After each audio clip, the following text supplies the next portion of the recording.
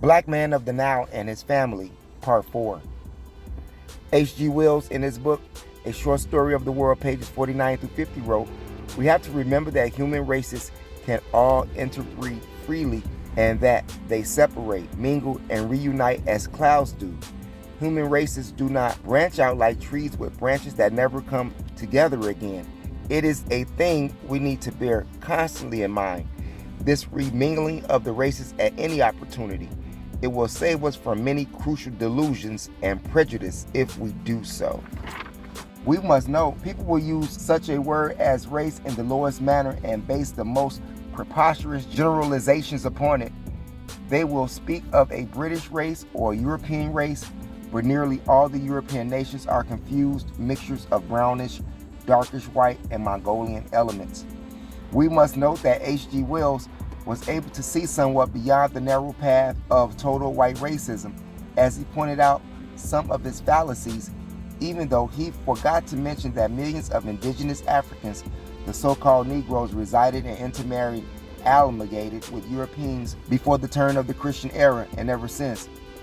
Was it not a very sad day indeed when the originators of the disgusting term race introduced it to mankind as a scientific explanation for the apparent physical, mostly facial, variations between the various so-called ethnic groupings within the human family?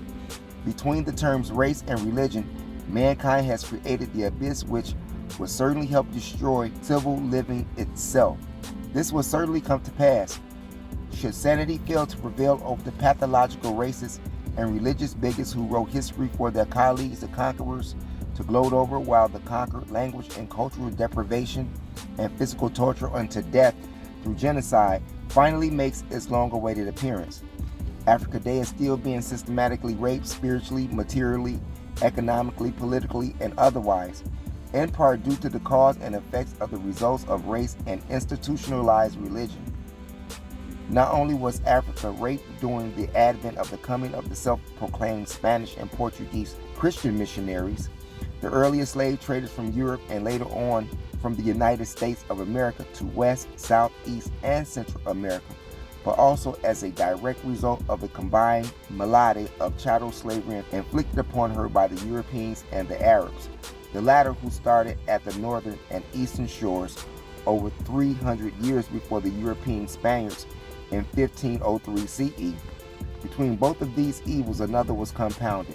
The so-called European Christian missionaries, most of whom knew very little and cared less about Christianity, began their stumping out of Africa's indigenous religions, which they were not able to co-opt as they had done with Judaism and Christianity, equally of the offspring of the two, Islam.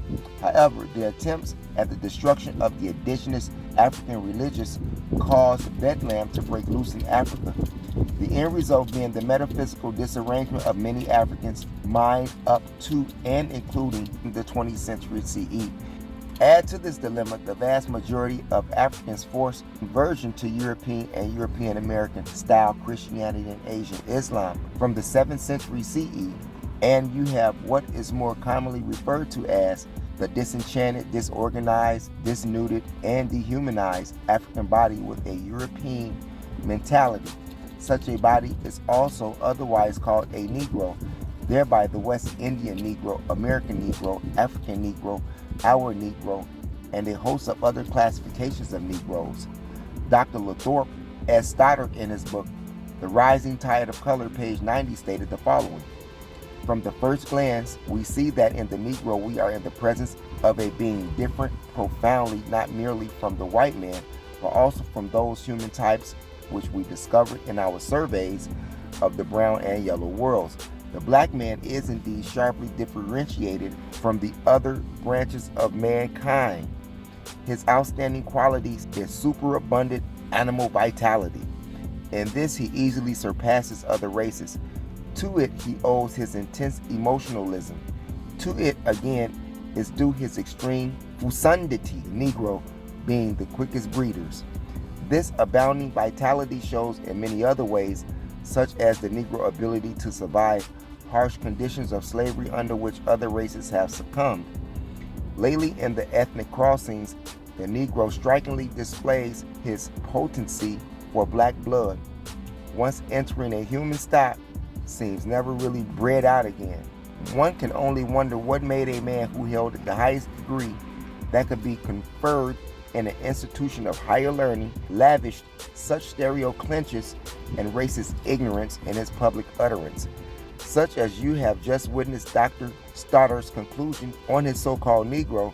Due to such utterances, however, one can readily understand why there is no such fear among European and European American males of the African American, African Caribbean black males, for such as Dr. Stotter's, which white liberal and Orthodox American society is nourished upon daily.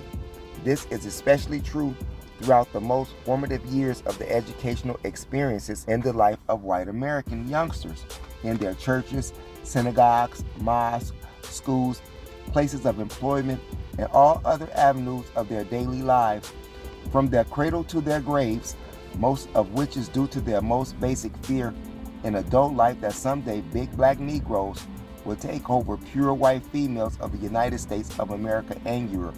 Of course, the free Negroes are all oversexed animals, a kind of nearly man or man-like apes with extreme sexual progenitive ability, extreme fecundity, according to Stoddard.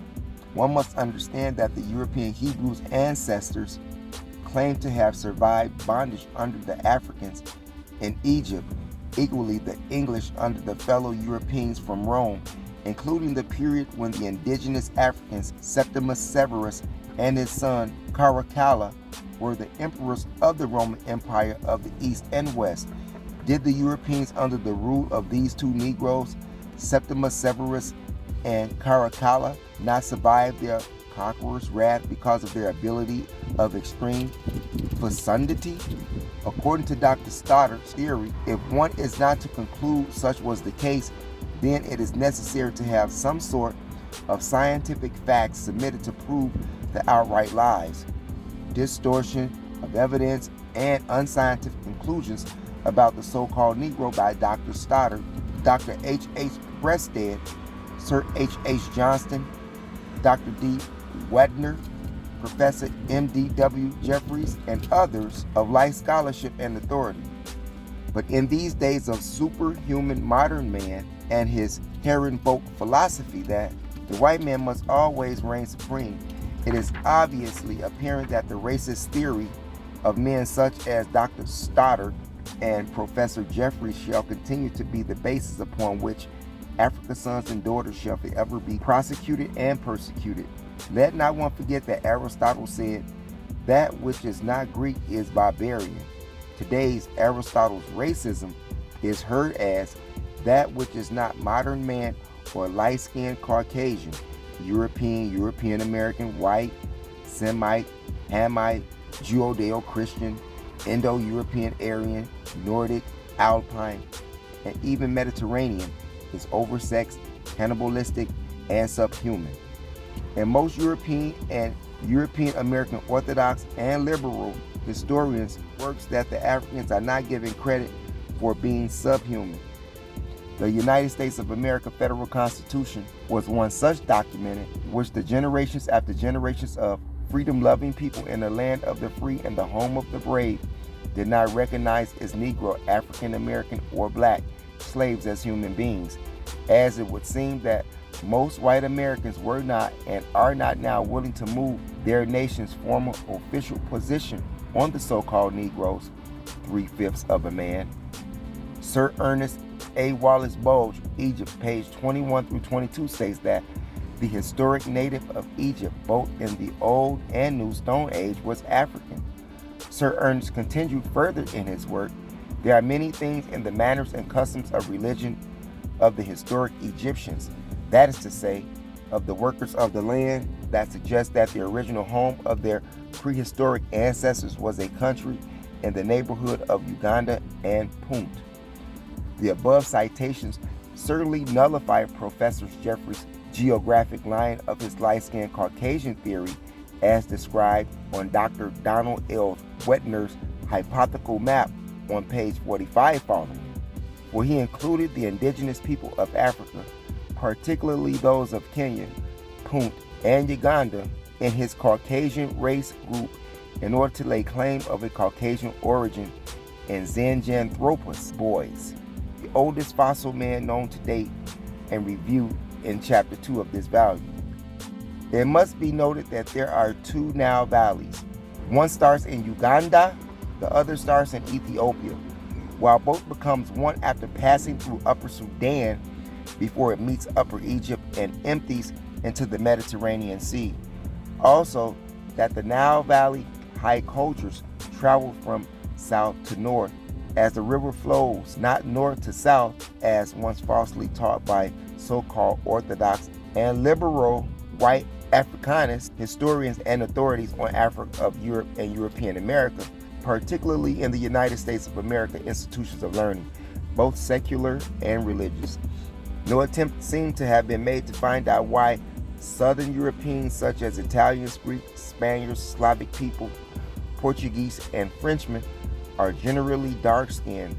Further, no questions are being asked about any of the Europeans of Sweden, Norway, Denmark, and Germany who have definitely described Negro physical characteristics.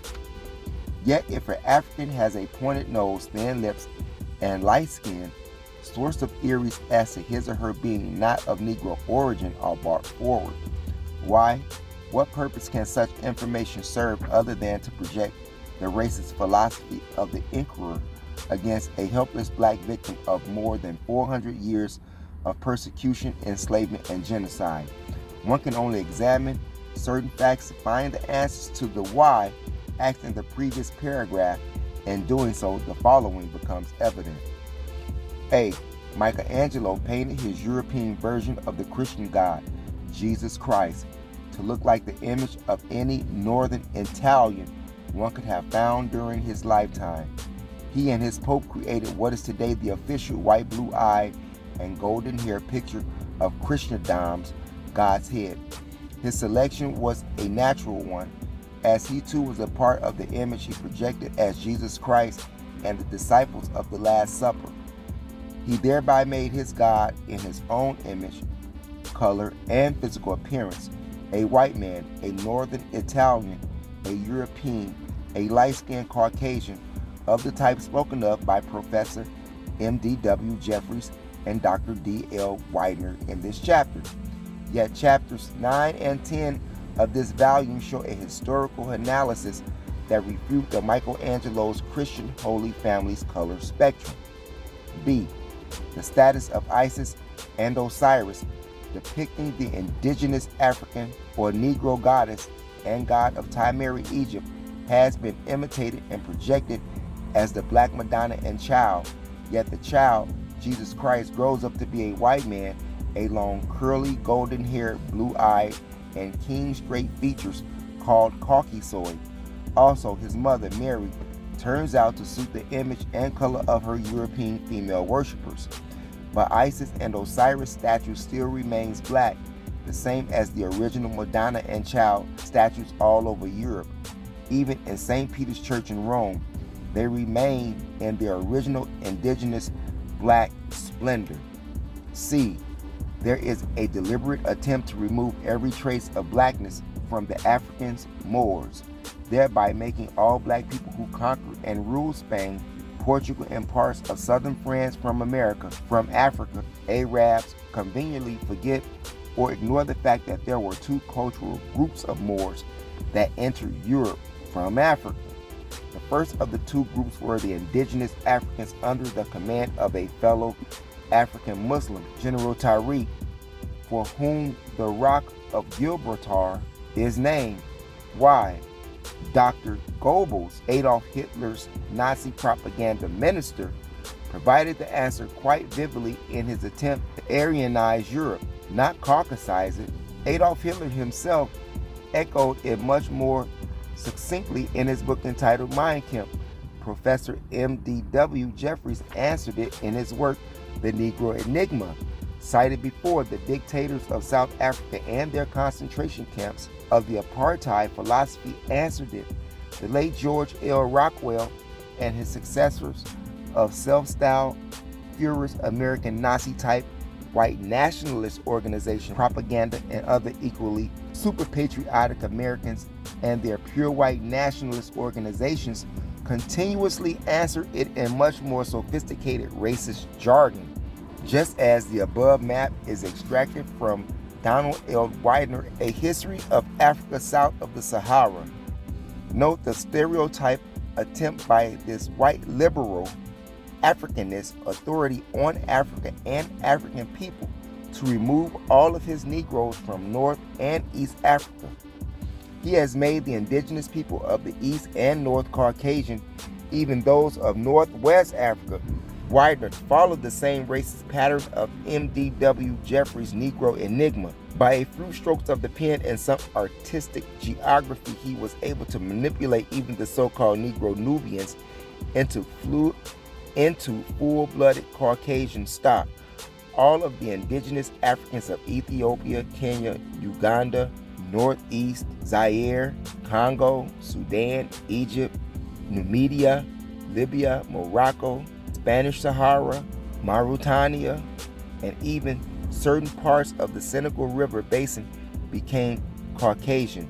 It is to be carefully noted that even the same Semite and Indo-European came out of Alkebulan. Whatever happened to the Garden of Eden at the Tigris and the Euphrates rivers? Widener's Negrophobia even made him produce a Negro-less Congo, Nigeria, Ghana, Burundi, Cameroon, and Angola. All of these areas being given to the so-called pygmy, when one considers that this authority on Africa is dealing with a period no earlier than 300 BC, the racist hypothesis becomes that more meaningful. Yea, he is no different to all of the other white liberals. Compared to the map on page 45 by Dr. D.L. Widener, the above map, extracted from Albert Churchward's and Paleontologists of the World famed Origin and Evolution of Freemasonry, London 1920, is totally in contradiction. Dr. Churchward attributed the entire continent of Akubulan to the so-called Pygmy and Negro, True, Noladic, and Masaba. Even the so-called Bushmen and Hottentot came from the same source in Akubulan, where all of mankind originated, including the so-called Caucasian, thus making the discredited theory of the Wideners, Jeffries, Stoddarts, and Junauds appear to be that much more racist than they would have normally observed.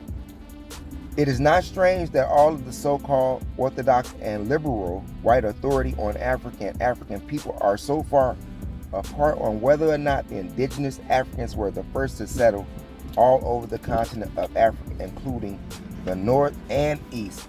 Among the many names of Akubulan are the following: Ethiopia, Korphi, Ortagia, Libya, and Africa.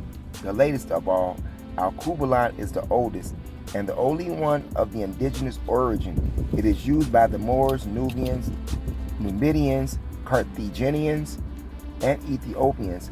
Africa, the current missionary adopted by most everyone today, was given to this continent by the ancient Greeks and Romans.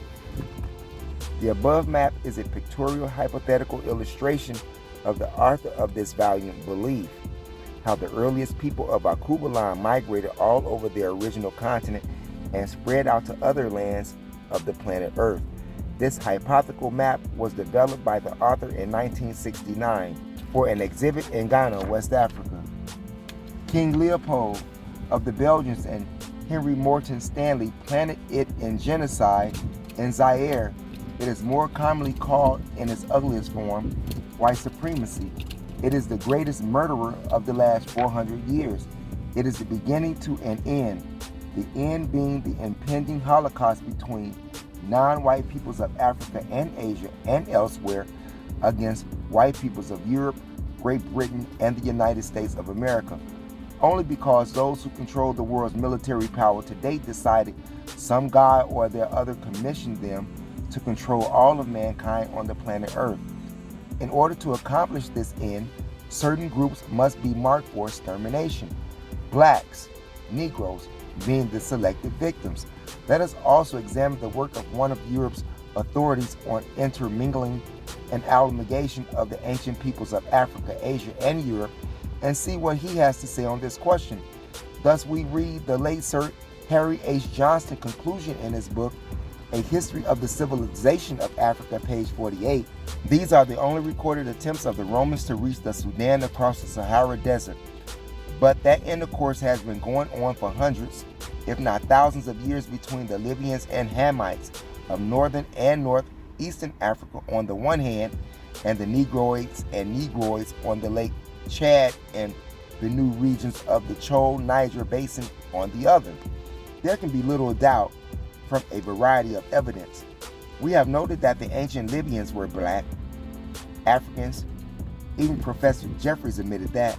Libu, later renamed Libya by the Greeks, is still a part of Africa, always the nation on the western border of Timeri. Where did the Hamites come from? Is he saying that the Hebrew Holy Torah, Old Testament of the Christian Holy Bible, any version, is lying when it claimed that Moses led the Hebrew peoples out of Egypt? Sir Harry obviously got his theory quite mixed up with the biblical allegories of the mythology of the book of Genesis, dealing with the racism in Noah and his son's story, according to chapter 1, page 13 of this volume. The later conclusion arrived by Sir Harry H. Johnston on the number of Romans who penetrated the Sahara and the savannas to reach the Niger basin of ʻjoʊkənən, and of course the Africans who traveled in the opposite direction, is phenomenal. However, such crossings has been made before by General Septimius Flaccus in the year 50 BCE and in the year 30 BCE by military explorer Julius Maternus, reached that area around Lake Chad, Lake Tchad in central West Africa, and proceeded down Bornu in the areas of today northern Nigeria. Both Flaccus and Maternus were Romans of European white ethnic origin. These two men had accompanied African caravans and traveled along well-established trade routes by said Africans, whom many Western historians now label Negroes in their obsession to repopulate ancient North and East ʻjoʊkənən with races called Caucasians, Hamitic, Semitic, and Indo-European Aryan. The social and commercial intercourse between the ancient indigenous West Central and North Africans were so extensive that it was impossible to avoid free interbreeding and sexual amalgamation between the various African, Asian, and European peoples. This being especially true of the entire Mediterranean lands, since the color of one's skin was never a factor in those days. Neither was the physical appearance of one's face the aesthetic good or bad looks of a person. It was not because either of the two reasons, if for any other, that so many Africans became great and noted generals of the Roman Empire. A few also haven't become emperors of Rome. However, the indigenous Africans were never recorded as being Negroes because the term was unknown to the ancients of Africa, Asia, and Europe. They were called Ethiopians, Libyans, Nubians, Black, Afrikaners, Afar, and a host of other names, but never Negroes. Even the indigenous Africans as far as south as the Niger Basin were never called Negroes until sometimes after European colonists, entrepreneurs, and their Christian missionary companions arrived there in the late 17th century. At least they could have been called Negroes or niggers, which would have had a logical semantical basis with respect to the Niger River of West Africa. But the fact is not that it did not happen that way. The word Negro in no way whatsoever has any right of attachment to any segment of the indigenous people of the North, South, East, or Central ʻjoʊkənən. It is a name forced upon African people by their one-time European slave masters and adopted by their European American counterparts. It is a name which self-respecting Africans despise and reject, even some Negroes. One has to remember that Rome or Hellas were not cultural centers of a particular homogeneous group of people. They were the homelands of the so-called races or ethnic groups from many nations and two continents, Africa and Asia, the vast majority being Europeans. For example, Saul was a Roman citizen, yet he was a Hebrew or Jew. Seneca, the philosopher of politics, was from Spain, a Spaniard. Septimus Severus, who became Emperor of Rome, was an indigenous African from Carthage and appeared like any other African Greeks and African Romans shown in this volume. Emperor Septimus Severus' son, Caracalla, was also Emperor of Rome, succeeding his father, and was African and Asian parentage. Of course, these are only two of the noted thousands of Africans of Rome who made history during the Christian era, but there were countless of others through ordinary marriages and common law relationships that resulted in thousands upon thousands of offspring between European, Asians, and Africans in Rome and Greece before and after the Christian era, a condition which later came to Egypt and other parts of North Africa. With regard to his historical fact and English authority on this area, Jane Soametz, in her book, The Coast of Barbary, pages 30 through 31, wrote, "At the height of the Roman power in North Africa, the population of Italy was actually declining, and there was never any vast numbers of Rome colonists in the racial sense of the word. The Romans knew nothing of these modern emotions, which are to us so powerful and omnipresent that we can hardly imagine a civilization from which they should be absent. She had neither color prejudice nor religious intolerance in the days of the Republic. The Christian martyrs of the early church suffered because they felt to be a menace to the state, propagating doctrines subversive to good order and discipline. They were regarded as the communists of their day, but highly cultivated Roman opinion considered all religions to be essentially the diverse manifestations of one great truth, and had no conception of that white heat of missionizing zeal which put the whole populations of unbelievers to the sword or send men to the scaffold and the fire for the sake of a disputed theological definition." Jane Soametz remarks should have been sufficient proof in refuting some of the anti-black propaganda that was so common in history books of the past 200 years, and those still being written by the so-called white liberal Africanists deal with African, African American, and African Caribbean peoples and their motherland, Al-Kubalan. But she continued further in another paragraph in the same book, all that part of the makeup of men's minds, religious bigotry, came later, as did the acute sense of differentiation of race and consequent antagonism, which may be summed up in the phrase color bar. On page 45, she opened up tremendous insight on the indigenous African Negro who ruled Great Britain sometime around 193 to 1211 CE, and stated that it is particular interest to remember that this amazing career terminated in Great Britain. Faithful to his life, long preoccupying with military matters, Septimus Severus spent the last 3 years of his reign in Britain recognizing, reorganizing, and strengthening the defenses of its northern frontier. He was accompanied by his son Caracalla, who succeeded him, and it is said that so long a surgeon in one of the most distant and barbarous of the provinces was in part due to an attempt to keep that son away from the deleterious and corrupting influence of the court in Rome. It was the heavy task, the most distant and barbarous of the provinces of Emperor Septimus Severus, which finally caused him to lose his own life in England.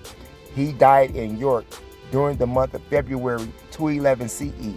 Of course, England's adverse climate also proved too much for this African, who was definitely more at home in the hot temperatures of his native north than he was in cold, foggy, and misty England. R.G. Collingwood, in his book Roman Britain, along with many other Western historians, supported Jane Soametz's conclusions. The facts of history and the physical results that are still visible in the peoples of the Mediterranean Europe, especially Turkey, Italy, Greece, and Spain, and even Portugal on the Atlantic Ocean, further support and still support her conclusions physically and visually. The entire world of Christendom owes its greatest success to many indigenous Africans, not only for their contributions before the advent of the Christian era, but including the Christian era. In this regard, one must remember that the first martyrs of Christendom were indigenous Africans, the very first being Namfamo. Namfamo was born in Numidia, an African nation that occupied much of the area presently known as Libya and Algeria. The names Tertullian, Cyprian, and Augustine are other great patrons and saints of Christendom. All were indigenous Africans to whom Christians of today must and still give honor and praise in their churches. Professor C.P. Groves, in his book, The Planting of Christianity in Africa, introduced this point as he questioned who were the three fathers of Christendom. They were Africans, euphemistically given the name Negroes by their fellow African brothers and sisters, slave masters from Europe in the 17th century. Thus, they are, according to Mrs. Stewart Erskine in her book, The Banished Cities of Northern Africa, page 80, the great three names that bring honor to the African church are Tertullian, the first of the church writers who made Latin the language of Christianity, Cyprian, Bishop of Malta, and Augustine, one of the most famous of the fathers of the church. The strength and depth of the personality of one of these indigenous African fathers of the church is felt in his work. For example, once he wrote, "Surely a glance at the wide world shows that it is daily being more cultivated and better people than before. All places are now accessible, well known, open to commerce. Delightful farms have now blotted out every trace of the dreadful waste. Cultivated fields have overcome woods. Flocks and herds have driven out wild beasts. Sandy spots are sown, rocks are planted, bogs are drained. Large cities now occupy land hardly tenanted before cottages. Islands are no longer dreaded. Houses, people, civil rules, civilizations are everywhere."